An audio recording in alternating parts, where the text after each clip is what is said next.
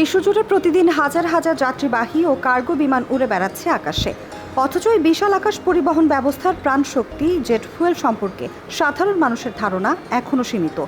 তেলের বাজারে ব্রেন্ট বা ক্রুড নিয়ে আলোচনা যতটা হয়, জেট ফুয়েল নিয়ে তেমন একটা হয় না। অথচ এই জ্বালানি আধুনিক বিমান চালনার অপরিহার্য ভিত্তি। আজ আমরা এই জ্বালানি সম্পর্কে বিস্তারিত জানার চেষ্টা করব।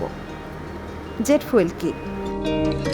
জেট ফুয়েল এক ধরনের বিশেষায়িত তরল হাইড্রোকার্বন ভিত্তিক জ্বালানি, যা মূলত জেট ইঞ্জিন ও গ্যাস টারবাইন ইঞ্জিন সমৃদ্ধ বিমানে ব্যবহৃত হয়। সাধারণত এটি উচ্চ তাপমাত্রা ও নিম্ন তাপমাত্রা উভয়ই সহ্য করতে সক্ষম, দাহ্য হলেও তুলনামূলকভাবে নিরাপদ ও কম সালফারযুক্ত।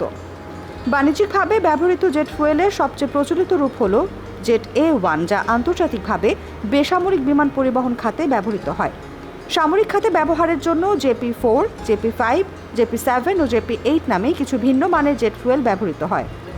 জেট ফুয়েলের রাসায়নিক প্রকৃতি। জেট ফুয়েল মূলত কেরোসিন ফ্র্যাকশন থেকে উৎপাদিত হয়, অর্থাৎ এই জ্বালানি মূলত কেরোসিনের পরিশোধিত রূপ। এর গঠন অনেকটা ডিজেল ও কেরোসিনের মাঝামাঝি। ফ্ল্যাশ পয়েন্ট বা জ্বলার জন্য প্রয়োজনীয় তাপমাত্রা। জেট ফুয়েল জ্বলার জন্য প্রয়োজন হয় একটি নির্দিষ্ট তাপমাত্রার।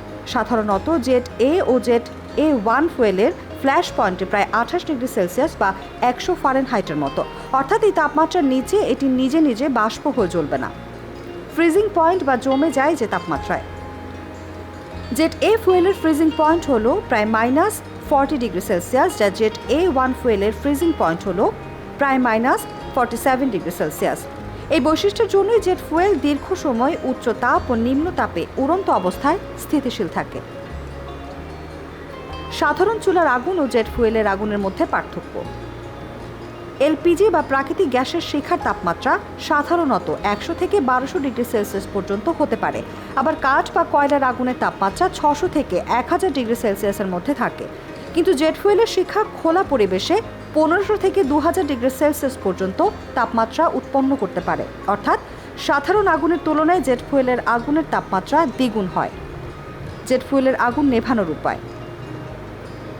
অ্যাকুয়াস ফিল্ম ফর্মিং ফোম বা AFFF হলো জেট ফুয়েল বা তরল হাইড্রোকার্বন আগুন নেভানোর সবচেয়ে কার্যকর উপায়।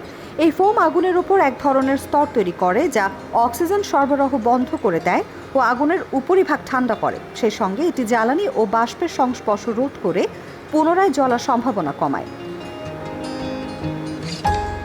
শুকনো রাসায়নিক পাউডার। বেশ কিছু ধরনের আগুন নেভানোর পাউডার রয়েছে, যেমন মোনো অ্যামোনিয়াম ফসফেট বা সোডিয়াম বাইকার্বনেট জেট ফুয়েলের আগুন দমনে কার্যকর, যেগুলো আগুনের রাসায়নিক বিক্রিয়া থামিয়ে দেয় ও দ্রুত ছড়িয়ে পড়া ঠেকাতে সহায়তা করে। তবে এগুলো সাধারণত ছোট বা প্রাথমিক আগুনে বেশি ব্যবহৃত হয়। Carbon dioxide.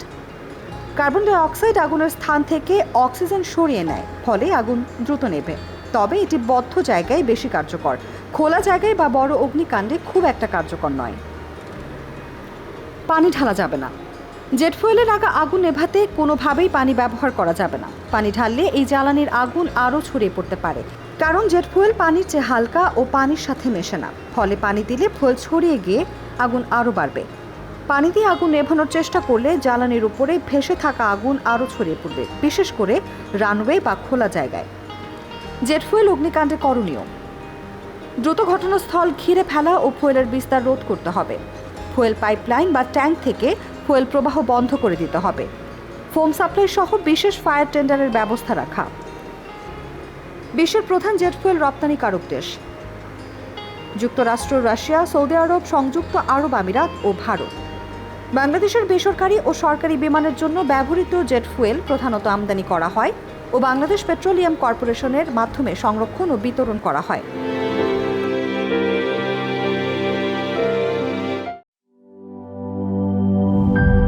গ্লিটারের টুইন লেমন ও অ্যান্টিব্যাকটেরিয়াল ফর্মুলা বাসনকে চকচকে জীবাণুমুক্ত করে আমাদের দেয় গ্লিটার গ্যারান্টি।